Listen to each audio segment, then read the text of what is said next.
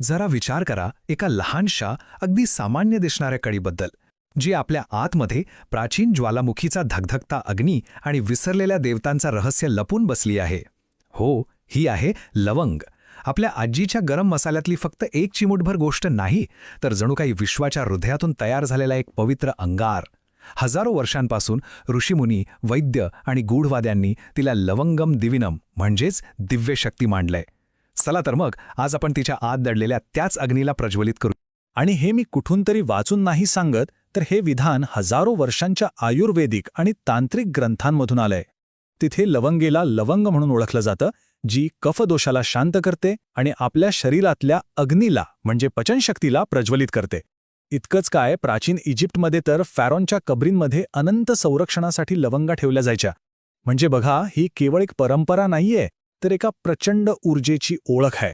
तुम्हाला कधी असं वाटलंय का की आतून सगळं काही थांबलंय, एक प्रकारची मरगळ आलीये? आयुर्वेदात यालाच तमस म्हणतात. म्हणजे एक जड स्थिर कंपने जी आपल्या ऊर्जेच्या क्षेत्रावर, आपल्या प्रभामंडळावर, एखाद्या पवित्र नदीवर पसरलेल्या धुक्यासारखी जमा होते. आणि ह्याच अवस्थेत मग शंका, भीती आणि आळस वाढायला लागतो. पण गंमत म्हणजे लवंगेमध्ये हे धुकं दूर करण्याची ताकद आहे. ठीक आहे, तर मग या सगळ्या मागे नक्की काय आहे? चला या रहस्याच्या मुळाशी जाऊया. लवंगेची खरी शक्ती दडली आहे तिच्यातील अग्नितत्वामध्ये. याला तेजस असेही म्हणतात, म्हणजेच परिवर्तनाची तेजस्वी ऊर्जा. आणि तुम्हाला आश्चर्य वाटेल की आपलं आधुनिक विज्ञानसुद्धा या प्राचीन ज्ञानाला दुजोरा देतंय. हे अग्नितत्व म्हणजे दुसरं तिसरं काही नसून युजेनॉल नावाचं एक शक्तिशाली रसायन आहे, जे व्हिटॅमिन ई पेक्षा तब्बल 400 पट जास्त शक्तिशाली अँटीऑक्सिडंट आहे. पण हे फक्त एक रसायन नाहीये, तर आपल्या शरीरातल्या सुप्त अग्नीला जागृत करणारी एक लहानशी ठिणगी आहे. आणि ही ऊर्जा जाळत नाही, तर ती शुद्ध करते. बरं, जेव्हा हा आतला अग्नी सक्रिय होतो तेव्हा नेमकं काय होतं? कल्पना करा, एक उबदार ऊर्जा तुमच्या नसांमधून वेगाने वाहू लागलीये, तुमच्या मेंदूतील प्रत्येक पेशीपर्यंत ऑक्सिजन पोचवतीये. यामुळे आपोआपच लक्ष केंद्रित होतं, आळस कुठल्या कुठे पळून जातो आणि एक नवीन उत्साह जाणवतो. कधीतरी जेवणानंतर एक लवंग तोंडात ठेवून बघा आणि तिची झिणझिणारी ऊर्जा जाणवते ना, ते तुमच्या मेंदूतील न्यूरॉन्स आहेत, जे रात्रीच्या आकाशातल्या ताऱ्यांसारखेच चमकत आहेत. पण थांबा, लवंगेची शक्ती फक्त शरीरापुरतीच मर्यादित नाहीये. ती एका अदृश्य कवचासारखंही काम करते. ती आपल्या आजूबाजूची नकारात्मक ऊर्जा म्हणजे मत्सर, शंका किंवा गर्दीच्या ठिकाणी जाणवणारी मरगळ या सगळ्यांना दूर सारते आणि विसंवादाचं सुसंवादात रूपांतर करते. जेव्हा आपण लवंग जाळतो तेव्हा त्यातून जो सुगंधित धूर येतो ना, तो फक्त वातावरणाला सुगंधित नाही करत, तर त्यातील शक्तिशाली संयुग नकारात्मक आयनांना निष्प्रभ करतात. सोप्या भाषेत सांगायचं तर हे वातावरणातला जडपणा दूर करून एक हलकी, सकारात्मक आणि पवित्र जागा तयार करतं. आणि हा एक खूप साधा सोपा विधी आहे. आपल्या घरात किंवा कामाच्या ठिकाणी रोज संध्याकाळी फक्त एक लवंग जाळून बघा आणि मग अनुभवा की तिथल्या वातावरणात, लोकांच्या वागण्यात आणि तुमच्या स्वतःच्या विचारांमध्ये कसा सकारात्मक बदल होतो. हा केवळ एक विधी नाही, तर आपल्या जागेची ऊर्जा बदलण्याचा एक सोपा प्रयोग आहे.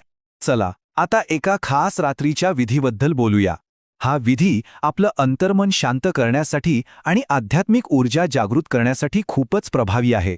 आपण याला चंद्र लवंग विधी असं म्हणू शकतो.